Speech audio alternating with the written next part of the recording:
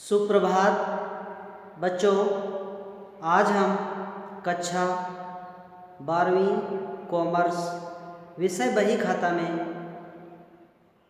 पाठ 5 साझेदार की निवृत्ति या मृत्यु पाठ को पढ़ेंगे, समझेंगे।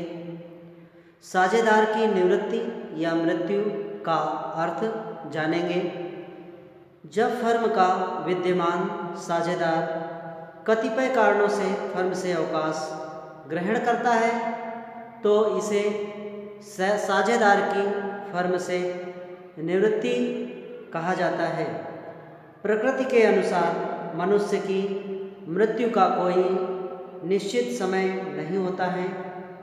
फर्म के व्यवसाय से जुड़े किसी साझेदार की मृत्यु किसी आर्थिक वर्ष के मध्य में हो जाती है तो सामान्यतः ऐसी स्थिति में साझेदारी का अंत हो जाता है।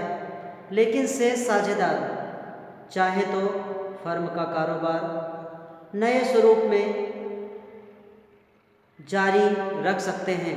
साझेदार की निवृत्ति अथवा मृत्यु की दशा में लेखांकन प्रक्रिया लगभग समान ही रहती है। अर्थात साझेदारी फर्म में यदि कोई साझेदार फर्म से अलग हो जाता है तो बचे हुए साझेदार व्यापार व्यवसाय को भविष्य में जारी रखते हैं और व्यापार व्यवसाय की संचालन प्रक्रिया लगभग समान ही रहती है। बस केवल कोई एक साझेदार फर्म से पृथक हो जाता है, अलग हो जाता है।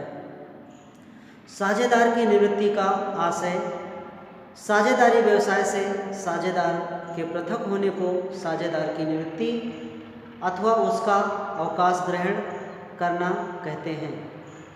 साझेदार की निवृत्ति के कारण कई हैं। एक साझेदार को फर्म से अवकाश ग्रहण करने की आवश्यकता निम्न कारणों से हो सकती है। नंबर 1, साझेदार की वृद्धावस्था। नंबर 2, साझेदार की अस्वस्थता या असमर्थता।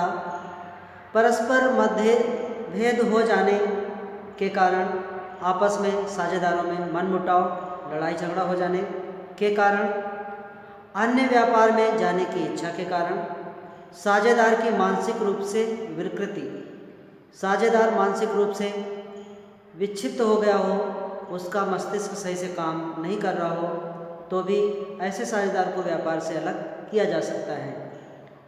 साझेदार का दिवालिया हो जाना। यदि कोई साझेदार न्यायालय द्वारा अयोग्य घोषित कर दिया जाता है तो उस कारण भी व्यापार व्यवसाय से साझेदार को निकाला जा सकता है। स्वयं का कारोबार प्रारंभ करना। यदि कोई साझेदार चाहे तो अपने साझेदारी व्यापार व्यवसाय से अलग होकर के अपना स्वयं का व्यापार व्यवसाय प्रारंभ कर सकता है अन्य किसी कारण से जिससे वह फर्म में रहना उचित न समझता हो। साझेदार का निष्कासन या निकाला जाना भी होता है। साझेदार की निवृत्ति या मृत्यु लीगल कारणों से भी होती है और एक कारण ऐसा भी होता है कि उसको जबरन निकालना पड़ सकता है, जिसको हम कह सकते हैं साझेदार का निष्कासन या निकाला जाना। इसके बारे में हम जानेंगे। साझेदारी समझौते के विरुद्ध कोई कार्य या आचरण करने पर किसी साझेदार को फर्म से निष्कासित किया जा सकता है। साझेदारी अधिनियम 1932 की धारा 33(1) के अनुसार ऐसा साझेदार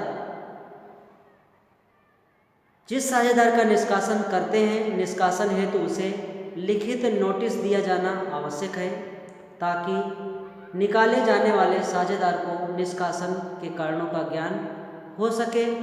निष्कासन को साझेदार की निवृत्ति नहीं कहा जा सकता, लेकिन साझेदार का निष्कासन फर्म के हित में तथा सद्भावनापूर्वक होना चाहिए। साझेदार की निवृत्ति और निष्कासन पर हिसाब संबंधी लेखे समान आधार पर ही तैयार किए जाते हैं। मतलब किसी साझेदार को निष्कासित भी किया जा सकता है अगर उसने साझेदारी व्यवसाय के विरुद्ध कोई गलत आचरण किया है तो उसके कारण उसको नोटिस दे करके और उसको कारण की जानकारी देकर, कारण को बता करके साझेदार को निष्कासित किया जा सकता है।